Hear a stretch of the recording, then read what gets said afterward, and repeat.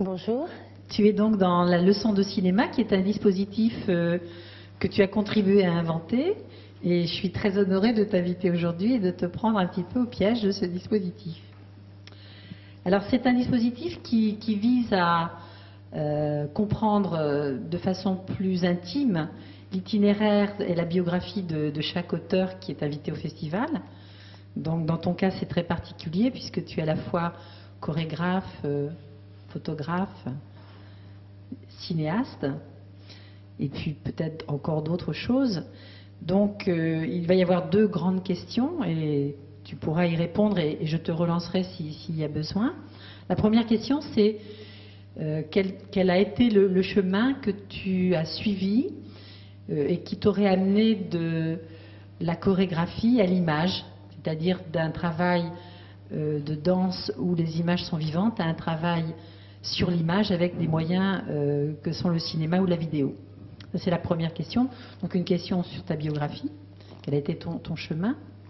Et puis la deuxième question, alors là on pourra aussi s'étendre un petit peu, c'est comment tu définirais ta façon de faire du cinéma, puisqu'il s'agit de cinéma ici.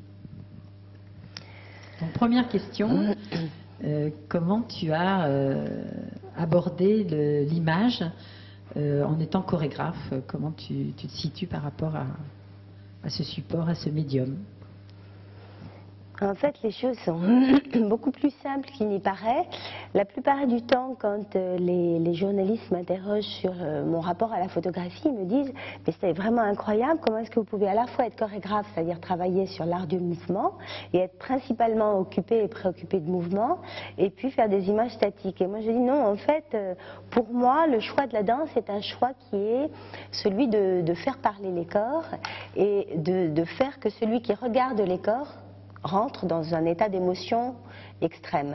Donc entre l'image photographique, l'image des corps vivants, même s'ils respirent, même si effectivement dans la photo on ne voit pas le diaphragme se soulever, il y a un rapport à la position dans la danse, il y a un rapport à la position dans la photographie, il y a un rapport à la joie, à l'excitation que peut provoquer le fait d'avoir le droit de regarder le corps de l'autre, qui est tout à fait semblable d'un côté comme de l'autre. Au cinéma aussi, je crois que si les actrices et les acteurs n'avaient pas eu leur corps pour s'exprimer, si on avait été dans un art qui avait moins misé sur l'émotion que produisait le corps à l'écran, le cinéma n'aurait jamais connu le succès qu'il a connu. Je crois que c'est grâce au corps des actrices principalement et au corps des acteurs que le cinéma a connu l'amour et est devenu cet endroit de jouissance et de réjouissance qu'il est devenu. Donc je crois que c'est très très simple, c'est beaucoup plus simple qu'il n'y paraît. La danse n'est pas seulement l'endroit du mouvement, la danse est l'endroit où les corps se donnent à voir et où les spectateurs tapis dans l'ombre s'offrent le plaisir de regarder des corps et de les entendre parler ou de les regarder parler. Et ce langage qui est inscrit dans le corps et dans le geste, évidemment, c'est ma préoccupation première d'un art à l'autre, de la danse à la photo, au cinéma, même je dirais à l'invention d'images virtuelles. C'est la manière dont une position peut être signifiante, la manière dont elle peut tout d'un coup renvoyer à une émotion enfouie, à une position fantasmée qu'on n'aurait jamais osé adopter, par exemple, dans un contexte social. Je crois que quand on fantasme sans arrêt, je crois, des positions ou des états physiques qu'on ne prend pas. Je crois que quand on est atteint d'une émotion très grande et qu'on a envie de se pelotonner ou de se recroqueviller, souvent le poids de la dimension sociale est tel qu'on reste droit. Et pendant ce temps-là, je crois qu'il y a tout un film physique des positions qu'on aurait pu prendre. Donc le corps est une sorte d'enroulement d'émotions qu'il s'agit pour nous chorégraphes de dérouler et d'amener. Mais comme je crois le réalisateur au cinéma, c'est vrai que le cinéma en Europe en particulier depuis peut-être une quinzaine, une vingtaine d'années ou peut-être même depuis la nouvelle vague est un petit peu moins physique qu'avant. Mais néanmoins, sans la lumière qui traverse les yeux de l'acteur au moment où il est dans une prise de gros plan, sans toutes ces choses physiques, l'émotion du spectateur n'existe pas. C'est pas simplement ce que l'acteur dit qui est important au cinéma. Donc essayer de dérouler progressivement cette espèce de langage enfoui codé, qui est inscrit dans les cellules, dans la manière dont on respire, dans l'apnée qu'on prend parfois, qu'on ne prend pas, le temps d'arrêt, la suspension. Essayer de travailler avec cette matière-là, pour moi, c'est quelque chose qui est possible dans le spectacle vivant, sur la pellicule photographique ou au cinéma. Et puis si on veut revenir à un parcours dans le temps, c'est vrai que j'ai commencé par la danse classique. D'ailleurs, dans la danse classique, la notion d'attitude, l'attitude, c'est cette position où la jambe qui est tendue dans l'arabesque est repliée en arrière, et on appelle ça une attitude. Et il y a 4 positions d'attitude, comme les 4 positions d'arabesque. Mais cette notion est très forte dans la danse classique occidentale. Elle est beaucoup moins dans la danse contemporaine, puisque la danse contemporaine a survalorisé progressivement la fluidité et le mouvement. Néanmoins, la notion de position a toujours fait partie du langage de la danse. Donc moi j'ai commencé par la danse classique, et quand j'ai abandonné la danse parce que la danse classique ne me correspondait plus, j'ai recommencé à créer ou avoir envie d'être dans une dimension artistique à travers la photographie, puisqu'aux États-Unis j'ai suivi un département dans une université américaine qu'on appelait Communication Arts, je crois que ça existe toujours, où on avait la possibilité d'apprendre la chorégraphie, la photographie, le théâtre si on le voulait, mais moi j'ai pas pris la dimension théâtre, la télévision, le cinéma. Donc je suis revenue à la création après avoir arrêté la danse en tant que danseuse, par d'abord, d'une certaine manière, par la photographie et l'image. Et c'est parce que j'ai fait, dans mes études de photographie qui étaient fort bien faites aux États-Unis, j'ai eu la chance d'avoir des cours de photographie où on traitait, je vais dire n'importe quoi, de la symétrie, de la dissymétrie dans une image, de l'ombre et de la lumière, des proportions sur la verticale, que j'ai appris à chorégraphier. Finalement, j'ai appris à chorégraphier à travers mes études de photographie quasiment. Et c'est vrai que très très vite j'ai pris des cours de composition parce que j'ai eu la chance à cette période-là aux États-Unis de connaître des gens comme Merce Cunningham, Alwyn Nicolai, tous ceux qui avaient une véritable école de composition, une véritable pensée sur la composition, ce qui a largement disparu d'ailleurs aujourd'hui. Donc entre la formation à la photographie d'un côté à l'université, les cours de composition à New York, et puis je dirais entre deux bien entendu le lien que pouvait être le cinéma, puisque le cinéma intégrait cette dimension du mouvement et du temps, et cette relation à l'image, finalement tout s'est fait ensemble, et quand je fais une création chorégraphique, dite chorégraphique, j'ai l'impression de travailler sur une image à cette différence près que il y a cette extraordinaire dimension contemporaine du spectacle vivant, c'est-à-dire que le risque que prend le danseur sur scène, il ne peut pas le reprendre une deuxième fois pour une deuxième prise, s'il rate, s'il tombe, s'il se fait mal sur scène, ce ne sera pas camouflé par le montage. Et ça, c'est cette prise de risque du spectacle vivant, je la valorise par-dessus tout. Mais en même temps, j'ai l'impression de travailler, quand je travaille sur un spectacle, à guider le regard du spectateur. Je ne le laisse pas errer librement, je cadre. C'est vrai que grâce à la lumière, je décide que cette zone du plateau est prioritaire, qu'un danseur qui va s'approcher du public, tout d'un coup, doit prendre l'attention par rapport à un danseur qui est au fond, ou l'inverse, qu'un danseur qui va traverser, c'est le cas dans un des spectacles que j'ai créé d'ailleurs pour le festival qui s'appelle Charme. À un moment, il y a une danseuse qui au ralenti traverse très très très lentement le plateau, mais vraiment au bord du plateau.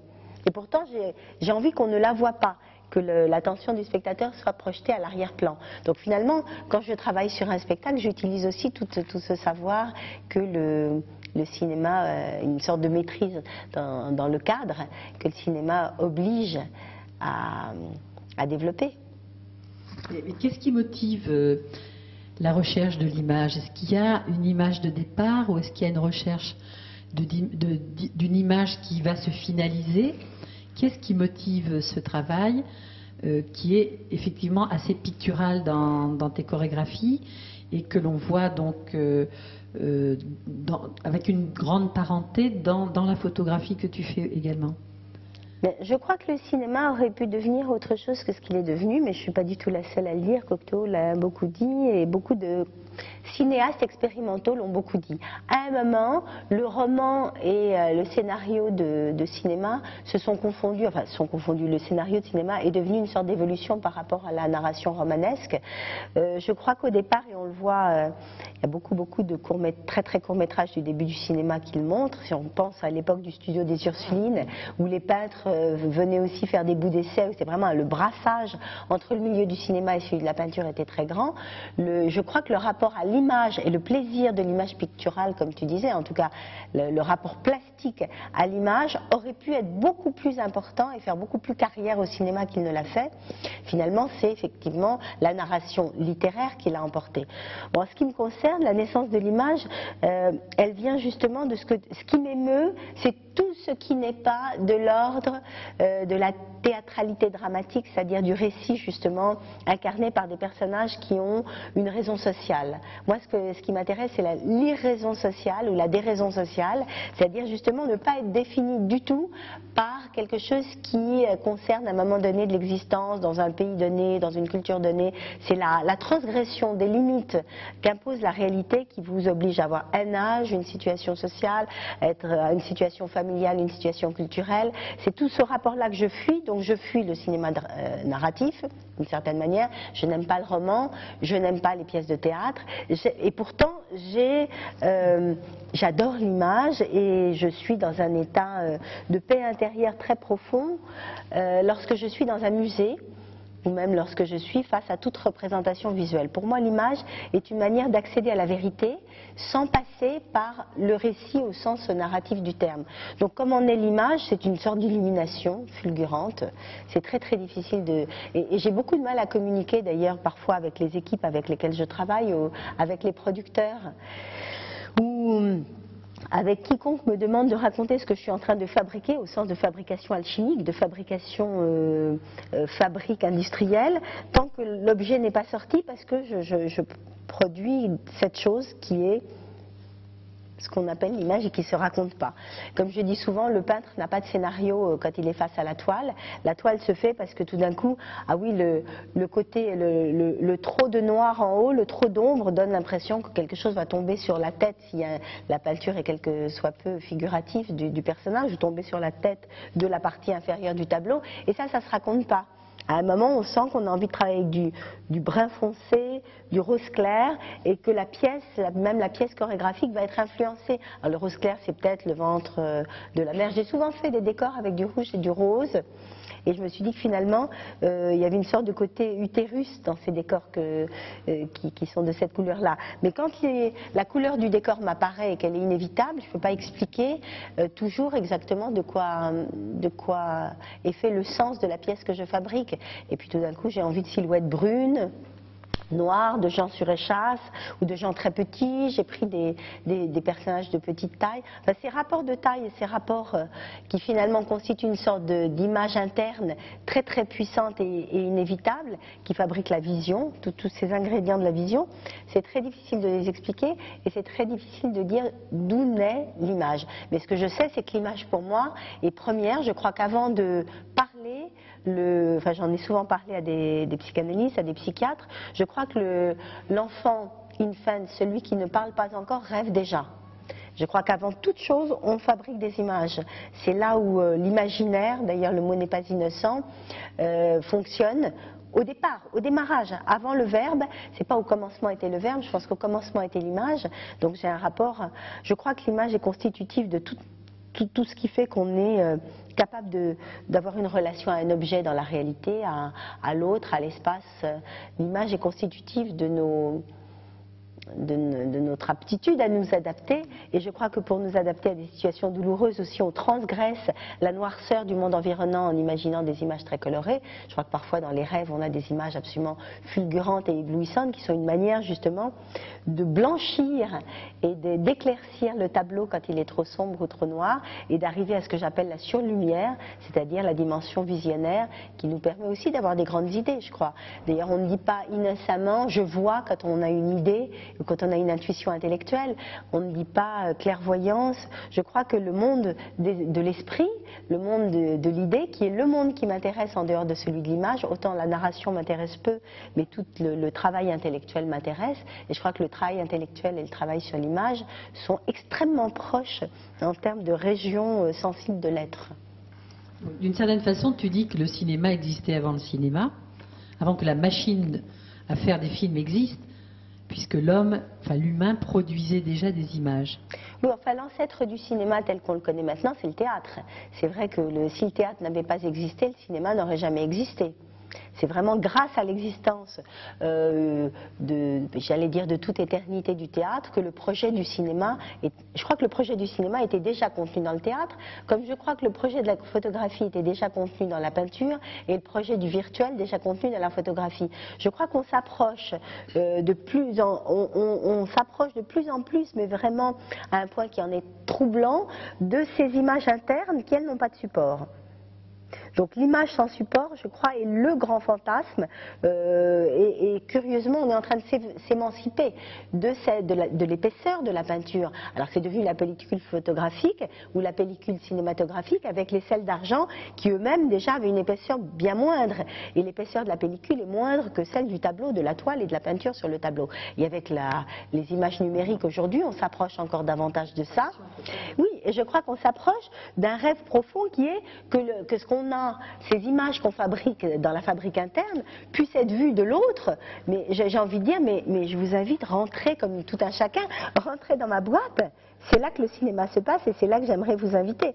Et je crois que tous les artistes, depuis la nuit des temps peut-être, ont eu ce rêve-là.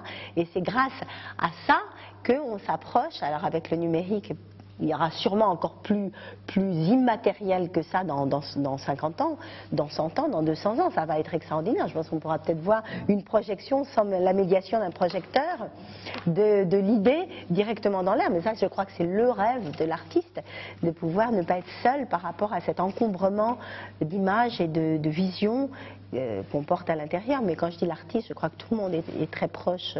Tout le monde.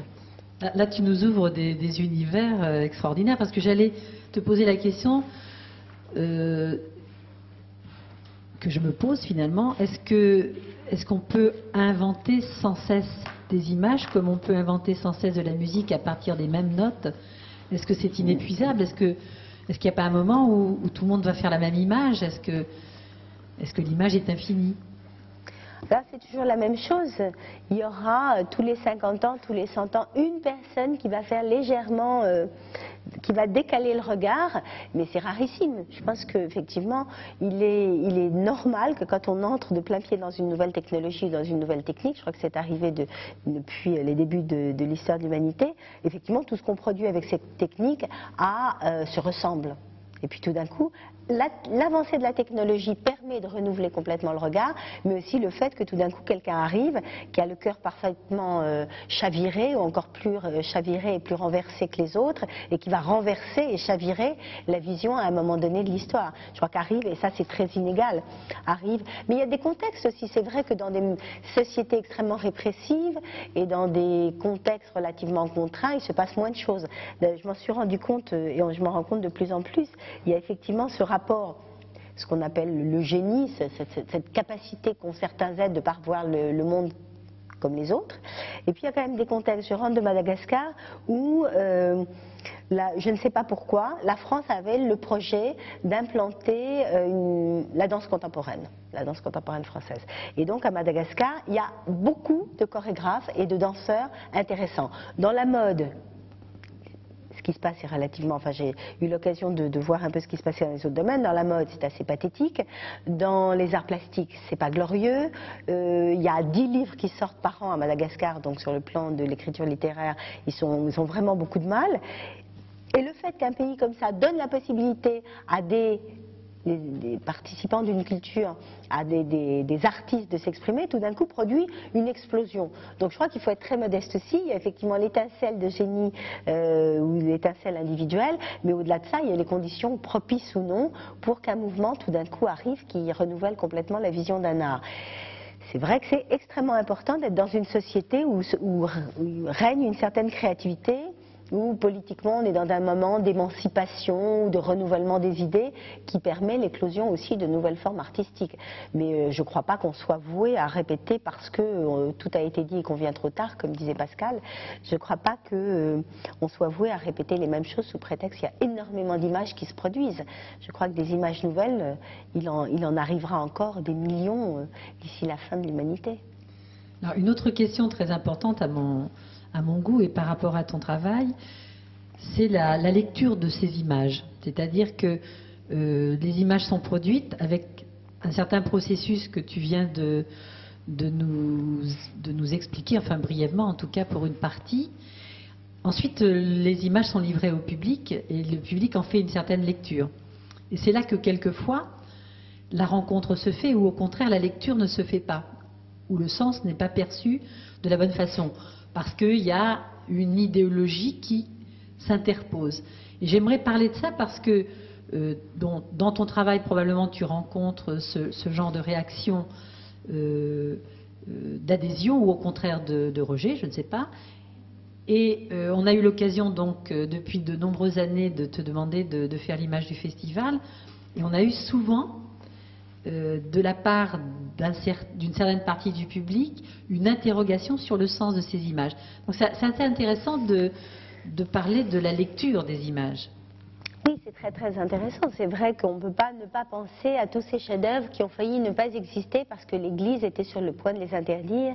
Puis il a fallu la clairvoyance d'un prince ou d'un roi ou d'une personnalité haut placée pour que finalement le tableau existe. Ça a touché aussi bien la peinture de Goya, enfin le nombre de tableaux du Gréco, n'en parlons pas, qui ont failli ne pas exister parce que quelque chose du code se décalait, et du bien-pensant, et du prêt à penser de l'époque.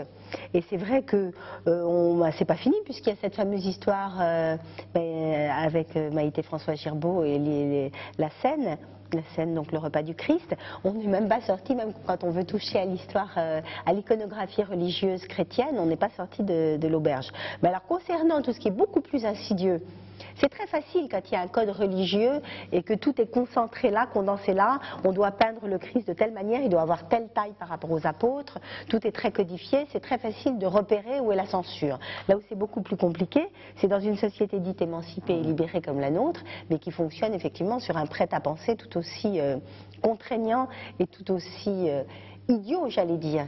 Le gros problème qui crée l'interdit dans tout le rapport à l'art en général, ça ne concerne pas seulement l'image, c'est qu'effectivement, tant qu'on est habitué à entendre des sons agencés d'une certaine manière, ou avoir des images construites d'une certaine manière, véhiculer un sens dont je dirais on est quasiment sûr qu'il colle avec cette forme-là, on ne se pose pas la question, c'est terrible. C'est-à-dire qu'à partir du moment où on introduit le moindre décalage, on est forcément, d'abord, on peut ne pas être perçu du tout, c'est-à-dire qu'on ne comprend rien, parce qu'effectivement c'est légèrement décalé, donc il n'y a plus de sens, c'est le chaos.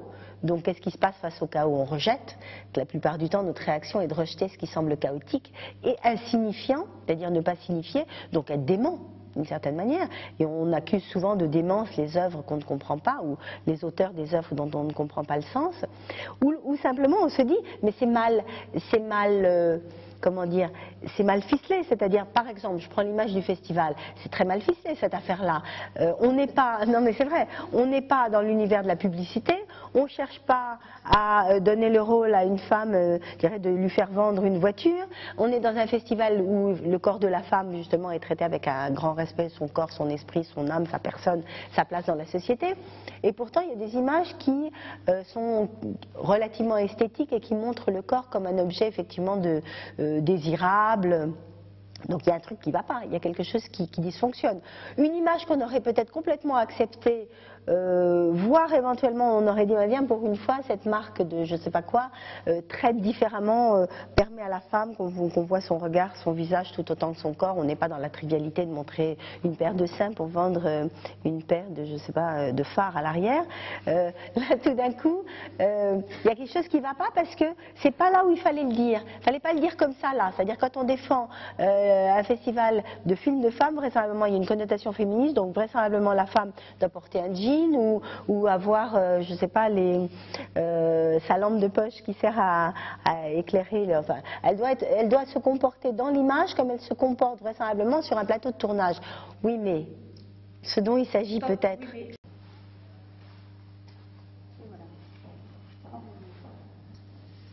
Donc le oui, mais.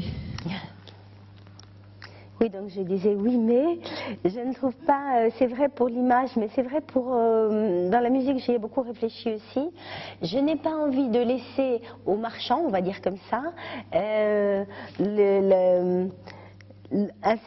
une certaine sensibilité qui, moi, m'intéresse et qu'ils utilisent parce qu'ils savent effectivement que ça fait vendre et que c'est une sensibilité séduisante. Je vais revenir à l'image, mais je vais revenir à l'image après avoir parlé de la musique parce que c'est beaucoup plus évident. Dans la musique dite contemporaine, ce qu'on appelle la musique savante contemporaine, occidentale, et d'ailleurs dans la musique, comme dans la danse occidentale depuis les ballets du fin du 19e, le rythme n'est pas au centre du travail des compositeurs. Le rythme n'est pas, le temps strié, comme dit Boulez, n'est pas un temps qui est considéré par les compositeurs occidentaux comme prioritaire. Il y a eu la vague des compositeurs répétitifs, mais qui faisait partie plutôt de ce qu'on appelait musique nouvelle. On va dire que globalement, la musique savante occidentale ne s'est pas intéressée de manière systématique au rythme. Par contre, toutes les formes plus commerciales de musique, depuis la musique afro-américaine, en passant par le rock jusqu'au hip-hop, musique techno, sans parler du reggae, enfin toutes les formes qui ont été très très vite récupérées, en tout cas utilisées par les marchands, elles étaient des formes extrêmement intéressantes et qui ont compris que le boom-boom cardiaque continuait d'être important, non seulement faisait pleurer, émouvait, au sens aussi mettait en mouvement l'humanité, ébranlait la sensibilité de celui qui écoutait la musique. Et bien sûr, donc non seulement les compositeurs issus de ces formes-là l'ont intégré, compris ou s'en sont jamais séparés, mais les marchands de musique aussi. Toutes ces formes-là, extrêmement intéressantes, même le rock contestataire, les protest songs, tout ça a été immédiatement récupéré parce que ça touche ce que Matisse appelait retour au beau bleu, au beau rouge qui remue le fond sensible de l'humanité, ça remue le fond sensible de l'humanité. Alors, laisser cette zone-là qui remue le fond sensible de l'humanité aux marchands et aux publicitaires, on va dire pour aller très vite, aller au diable, je trouve ça pour moi non seulement dommage, mais impossible. Moi, je m'intéresse beaucoup à ces dimensions rythmiques et à la pulsation et à la pulsion dans la danse. Pourquoi, j'en sais rien. C'est peut-être effectivement des racines que j'ai à l'intérieur. Dans tous les cas, c'est vrai que c'est une dimension qui m'intéresse beaucoup.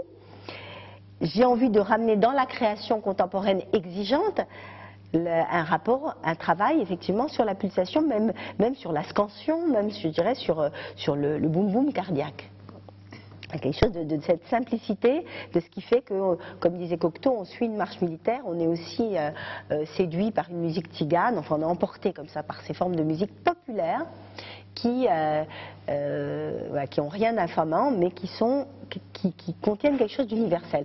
Le nu, on va dire le nu, masculin ou féminin, est une figure qui a été extrêmement importante dans l'histoire de la peinture occidentale, et je ne vois pas pourquoi, et dans l'histoire de la photographie, et qui continue de l'être au cinéma, qui est devenue aussi une figure très importante de la danse contemporaine. Il y a beaucoup de spectacles dans la danse contemporaine où les danseurs sont nus, donc le nu est une façon de dire le corps spécifique. Extrêmement intéressante, bien sûr très importante, puisqu'effectivement on laisse tomber quelque part certaines apparences sociales lorsqu'on se montre nu ou lorsqu'on représente un homme ou une femme nue, on arrive à quelque chose de beaucoup plus, à mon avis, beaucoup plus métaphysique, de beaucoup plus intéressant, et je ne vois pas pourquoi nous, femmes, qui représentons notre propre corps, le corps d'une autre femme, qui mettons en scène le corps des autres femmes, nous laisserions aux publicitaires la joie, la jouissance de mettre en scène des corps de femmes nues. Et je ne vois pas pourquoi, moi, m'intéressant à cette figure et étant très très très sensible au fait qu'il existe un endroit où la création des femmes est montrée de manière prioritaire, je ne dirais pas complètement exclusive, j'ai envie de montrer que nous pouvons nous représenter nous-mêmes, représenter notre propre corps, et par là, je n'ai pas l'impression de faire un travail d'objectivation, de montrer des femmes qui seraient des femmes objets, sous prétexte que de l'autre côté, du côté du diable, on va dire, du diable qui fait vendre, on utilise parfois le corps nu pour faire vendre une voiture. Je ne veux pas qu'ils arrivent en plus à m'interdire à moi de montrer mon corps nu ou de mettre en scène le corps d'une autre femme nue. Je pense que ça, ce serait la pire des choses. Comme c'est pas parce que dans les musiques commerciales, la pulsion, la scansion, même très simple, le rapport à la pulsation est évident, que moi, en tant que chorégraphe, quand j'ai envie de faire une commande à un compositeur, je m'interdirais la joie aussi de faire exploser le rythme sur un plateau. Je pense qu'il faut se méfier. Alors le problème concerne, je dirais, presque tout ce qui est de l'ordre de la beauté et des choses esthétiques. Il y a une malédiction terrible qui a frappé la société occidentale depuis la dernière guerre.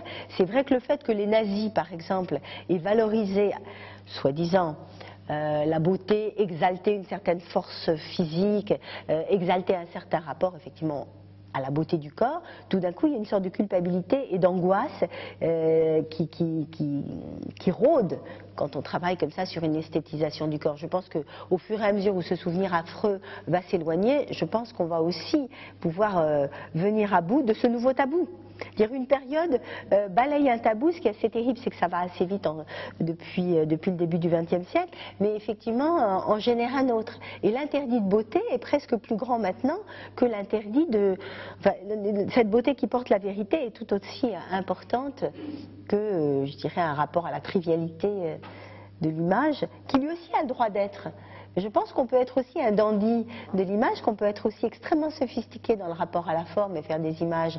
Bon, on le voit avec le film qui a été projeté hier soir, c'est-à-dire ce grand amour de l'artificialité de l'image, à travers un travail du montage très sophistiqué ou à travers un travail de caméra très sophistiqué, très intelligent, n'est absolument pas du tout synonyme de frivolité ni de vide. Mais c'est souvent pensé de cette manière-là, et particulièrement depuis la dernière guerre.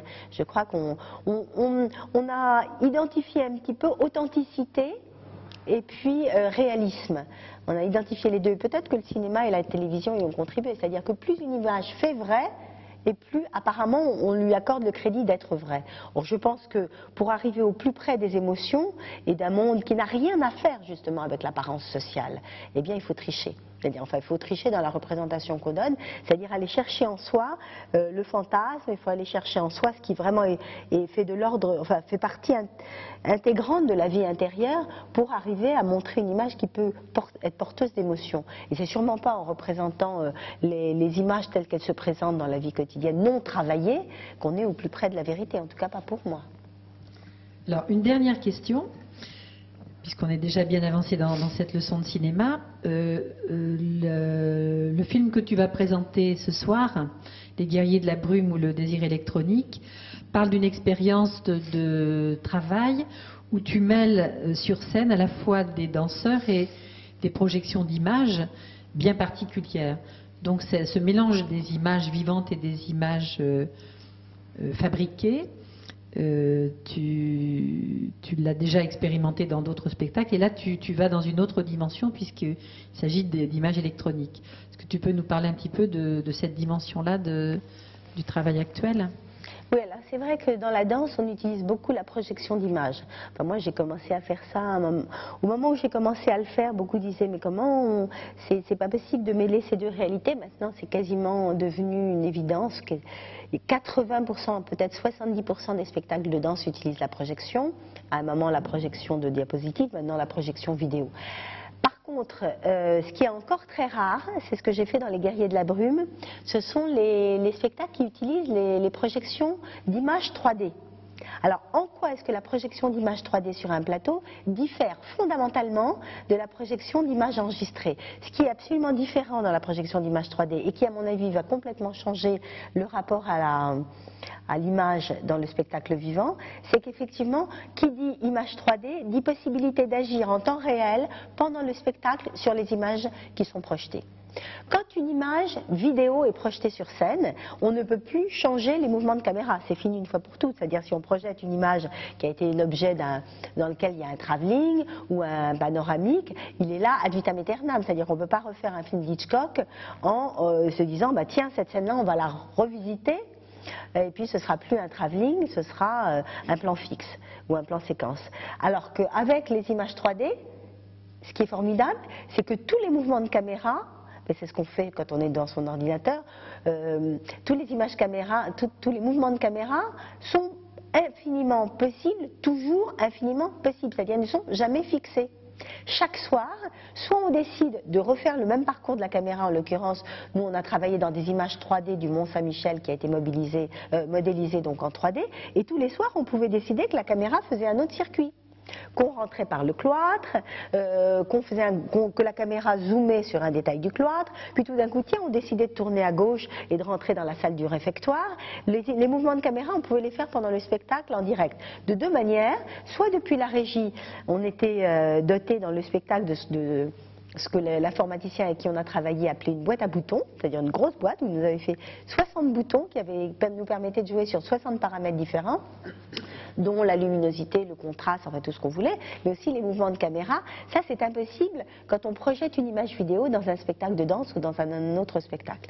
On pouvait donc changer le rapport à la caméra, mouvement de caméra focal, en plein spectacle. On pouvait donc tout d'un coup, effectivement, décider d'un gros plan, mais on pouvait le faire de la régie. Et ce qui est formidable, on ne l'a pas utilisé à fond dans les Guerriers de la Brume, mais j'ai bien l'intention de développer cette technologie. Cette régie, tout d'un coup, peut complètement basculer du côté du plateau, et l'interactivité en temps réel qu'on peut avoir pendant que le spectacle se déroule, les danseurs finalement peuvent devenir non seulement les danseurs, mais les régisseurs du spectacle.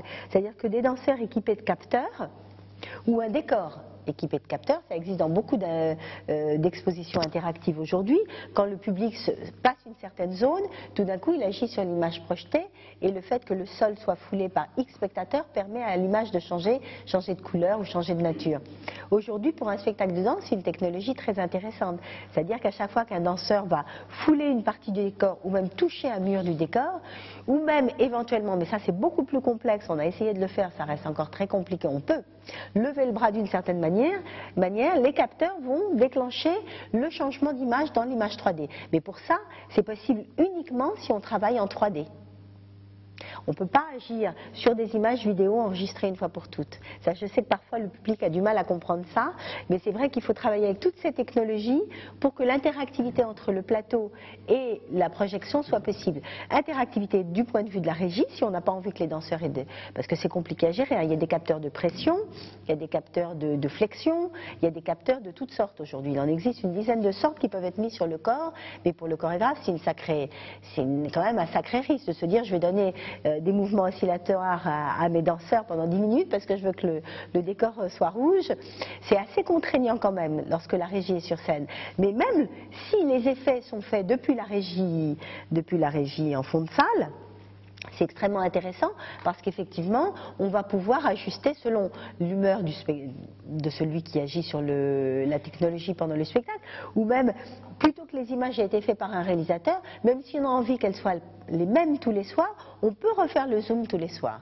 Et éventuellement, comme le spectacle évolue aussi, l'image peut évoluer. En tout cas, c'est complètement passionnant. D'autre part, on peut faire avec des images 3D des choses qu'on ne peut absolument pas faire avec des images filmiques. Par exemple, j'ai travaillé sur l'architecture du Mont Saint-Michel. Le fait d'avoir des images 3D, c'est absolument génial. Parce que j'ai pu enlever tout l'habillage de pierre du Mont Saint-Michel. Je n'avais pas envie d'être dans le réalisme. Me connaissant moi-même, ça ne m'étonne pas. Et j'ai travaillé au départ sur cette architecture filaire, c'est-à-dire sur ce qui permet de faire une maquette 3D. Avant l'habillage, toute l'architecture, toutes les architectures 3D, voilà, sont comme ça, faites en fil, comme en fil de nylon. Et ensuite, on a travaillé avec l'informaticien pour recouvrir les murs, un peu comme dans Alice au Pays des Merveilles, les murs qui étaient en pierre du Mont Saint-Michel, de tissus. Alors, selon les séquences, il y avait des tissus africains, des tissus algériens, des tissus écossais. On a utilisé des tissus et tout d'un coup, on a vu les murs du Mont Saint-Michel se tapisser de fleurs, de tissus écossais, de tissus arabes, de tissus indiens, de tissus africains, selon... En plus, la pièce s'y prêtait puisque j'évoquais plusieurs de ces cultures-là. Et donc, c'est vrai que ça, c'est complètement passionnant. On ne peut pas, quand on fait un tournage au Mont Saint-Michel et qu'on est en vidéo, sauf à ce que ça coûte vraiment extrêmement cher et qu'il faille recolorer complètement tous les plans du film, ce qui coûte les yeux de la tête, on ne peut pas imaginer transformer une architecture et la recouvrir de tissus africains, alors qu'avec la 3D, on peut. C'est extraordinaire. On a travaillé aussi avec une équipe de chercheurs de France Télécom. Ce qui est formidable, c'est qu'on a travaillé, on est tombé sur une équipe qui ne s'intéressait pas trop au clonage, ce qu'on appelle le clonage du corps, mais au clonage des visages. C'est-à-dire qu'on a deux danseurs qui sont dans le spectacle, dont le visage a été reproduit, avec des technologies qui leur permettent de bouger non seulement les muscles du visage, mais les lèvres, et donc de parler. Donc les danseurs pouvaient parler sur scène, et les visages, qui s'appellent les visages parlants en langage France Télécom, les visages parlants qui étaient la reproduction des visages des danseurs pouvaient parler aussi sur scène. Donc toutes ces technologies, je les trouve extrêmement intéressantes. En l'occurrence, j'aurais préféré que les chercheurs sages travaillaient sur le corps, mais ils ne savaient pas encore cloner véritablement. Ils faisaient ce qu'ils appelaient des avatars, c'est-à-dire des personnages un petit peu... Entre les simple, deux. oui, simple, c'est-à-dire non pas des... Mais ça aurait été intéressant. En tous les cas, pour une pièce de théâtre, voilà une perspective incroyable, d'avoir l'acteur, quand il y a beaucoup de texte, ça peut être très très intéressant, d'avoir l'acteur sur scène et son double. Mais son double, ça paraît horrible, parce qu'il y a ce mot de clone qui fait peur à tout le monde. D'ailleurs, on verra que dans le film, j'ai interviewé Orlan, avec qui j'ai travaillé, il disait, mais arrêtons d'avoir peur des manipulations génétiques.